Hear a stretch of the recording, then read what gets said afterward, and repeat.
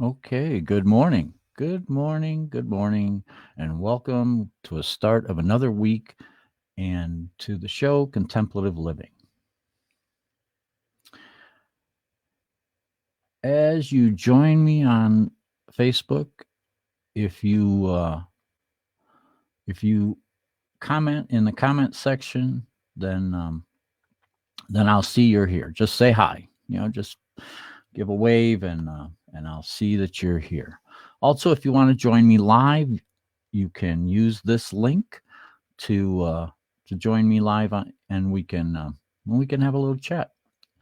But I'm going to get right into the contemplations this morning, um, and and I I have up on the screen there the one of my books, A Voice as Old as Time, and it's uh, it's out of print now, but we have a lot of copies. So I mean, if you go on Amazon and you look at the new, but by but not through Amazon, then you can get it to Spiritual Simplicity, and that's Cindy and my uh, our our kind of company. So we can ship it out to you, and I can even sign a copy if you're interested. So we have plenty of them. Um, but they went out of print not too long ago, and then you can still get them. I put up a Kindle. There's also a Kindle version up online as well. So so here we are, starting another week, and this is our third one. Yeah, third one. It's this seems to be going well, and so let's get started. So one of the first contemplations that we had this week, and let me take off the link. I'll hide that for right now. Um, is about exploring the power of belonging to the greater human family. You know, a lot of times we feel like we're limited, that we're this separate, isolated person who's forging his life here on earth and in this world. And and it tends to be lonely sometimes. Even amongst friends and family, we can still feel alone because we feel this sense of separateness that that can sometimes be very disabling. And but the thing is those of us that have had like near death experience or spiritually transformative experiences have experienced that we're not alone, and that we are connected to everyone and everything. So we belong to this greater human family. And what does that mean?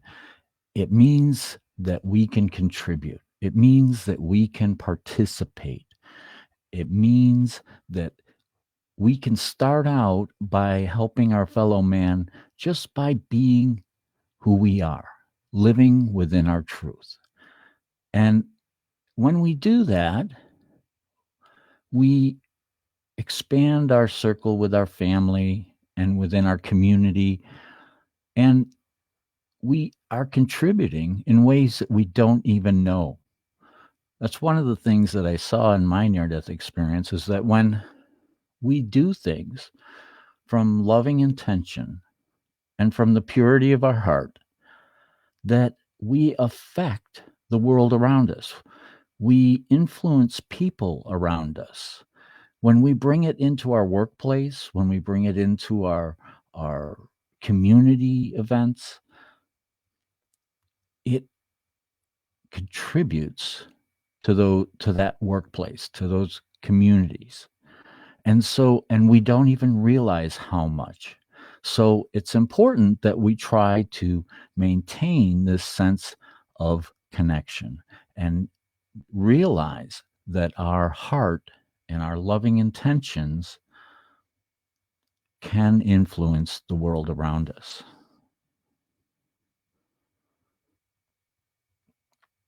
So that's important. It's important for us to realize that we have that capacity.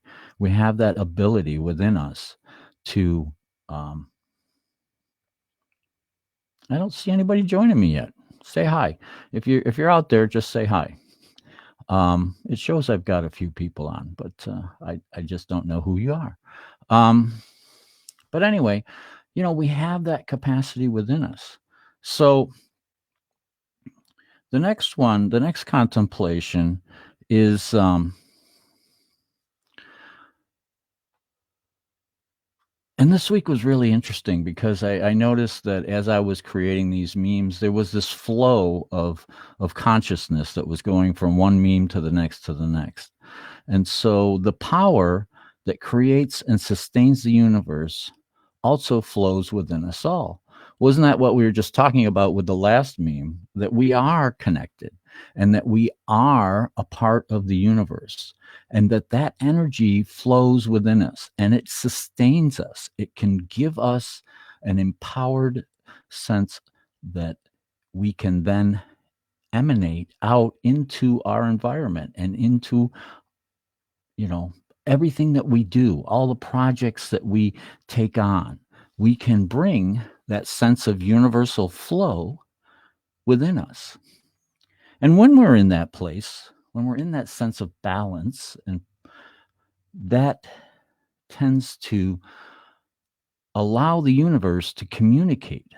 And that power that sustains us is that the universe can kind of set things up for us. I know there's a lot of different belief systems out there that say that when when we're in tune with our higher consciousness, our higher self, I like to call it our true nature. When we're in touch with our true nature, the universe is then in tune with us, and we are flowing with that sense of what our purpose and purpose presents itself once we come into balance and alignment with who we really are, and that really is the power of the universe, is to live within our purpose, to live within our truth, because when we speak our truth, we release that onto the winds of the world so that our truth is known, and that's incredibly powerful, to live within your truth.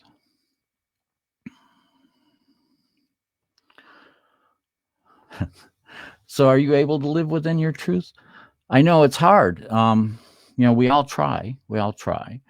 But sometimes, especially with the chaotic world that we live in, it knocks us off center and it pulls us away from our center and our being. And it's hard to live within our truth sometimes.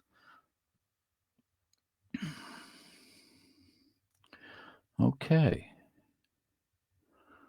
So the next one here is all about wholeness.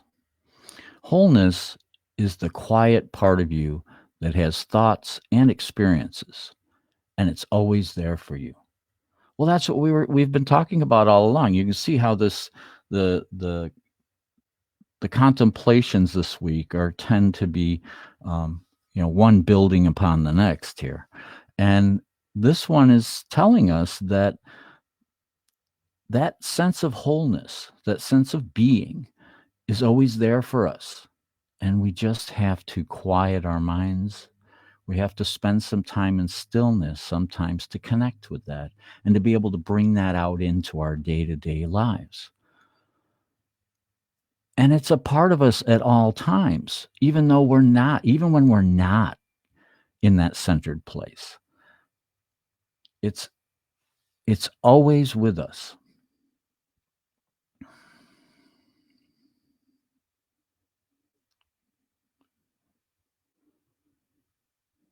All right.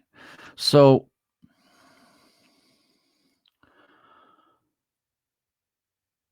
and it permeates into our thoughts. It permeates into our experiences. And then they build upon each other, just like these memes seem to be this week. They're building upon each other. And they help support us and sustain us. Like in the last meme, it talks about how that flow can be a sustaining force within our life.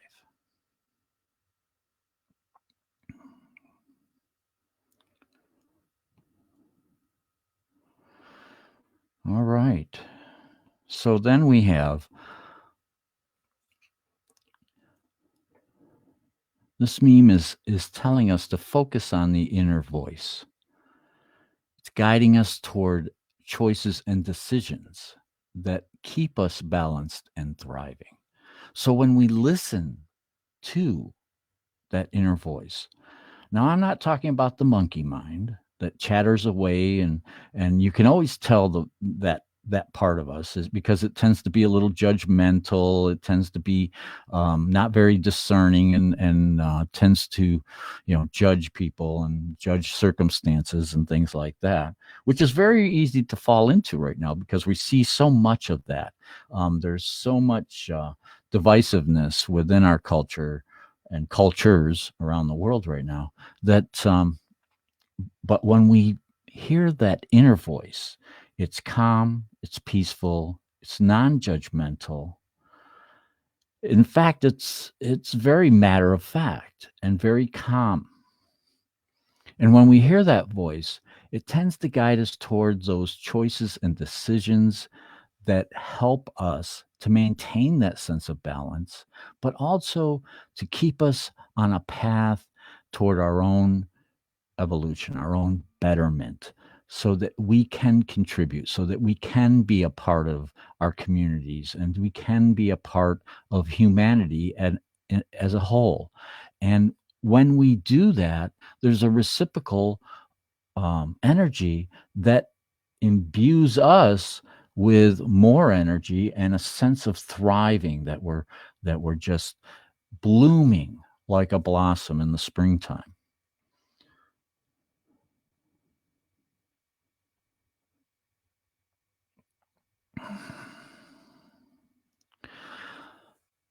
So next, we want to reflect on our environment and find ways to make it more nourishing and peaceful.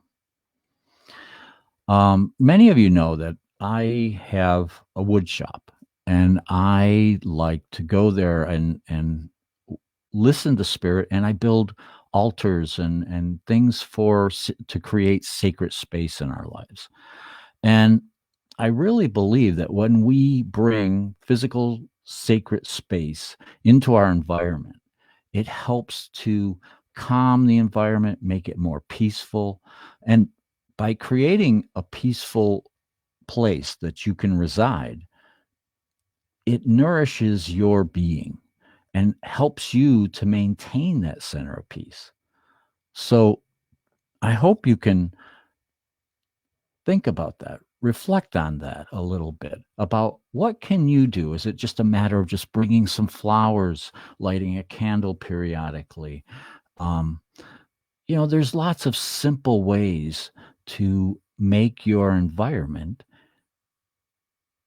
peaceful and to make it so that it nourishes your being and infuses you with that sense of peace and love. It's important to have a refuge in life. When we have a refuge, it allows us to step back sometimes and rebuild our energy and bring it back to the that high focus point where we can be all that we are meant to be. And isn't that what life's all about? Is to live in peace and to be able to work in peace. Now, in my life, my history, I've always had high stress jobs: chief engineer of a research vessel, assistant director of dialysis programs, and now I'm helping more with IANS groups and things like that. And all these things come with a certain amount of stressors, but I approach them in a very peaceful manner, and that's the way I want to live my life. That's the way I want to walk through life, is with a peaceful center. So now, you know, with everything that's going on, I try not to stress on day to day things because it comes at us so much. And right now we're seeing so many messages that are just so disturbing that it's easy to get wrapped up in the fear of things, you know. But when we do that, it really does weaken us. When we live in a state of fear, or we allow fear into our state of being, then it compromises our immune system. It weakens us. It it uh, it's and it creates stress. And stress is known to cause all sorts of different, because you start to carry yourself with more stress, and then your muscles tighten up and all of that, and it becomes this cascading, sense of dis-ease within our being, where we can't find that center. We can't find that. So we have to learn to turn the fear down, turn it down, so that it's just like, okay, I choose not to live in fear. Now, if that means that you're not going to listen to the news cycle 24 hours a day that's constantly bombarding us, well, fine, then step away from it now and then to regain your center. It's one thing to stay in tune with what's going on in life, but it's another thing to get all wrapped up in it to the point that it creates so much fear and stress and anxiety within us. And by letting go of that, releasing that, no longer grasping all of that, you begin to empower your life, and you begin to say, I'm in control of this life. I'm the one that has domain over this life. And then once we take control, then the fear can dissipate. The fear can slowly reside. And that's good. Take it away from the center focus, and start to focus instead on how to work toward a better life. Anytime that we're living in this present moment and we're doing the best that we can with what we have available, and it may not be much. Little things go a long way because they add up, they build up. And so doing that tends to create a more empowered way of living. It's really weird. I'm not seeing anybody online.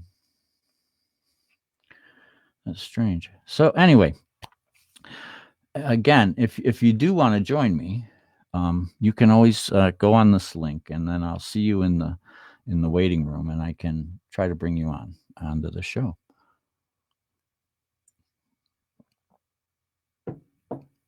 Okay.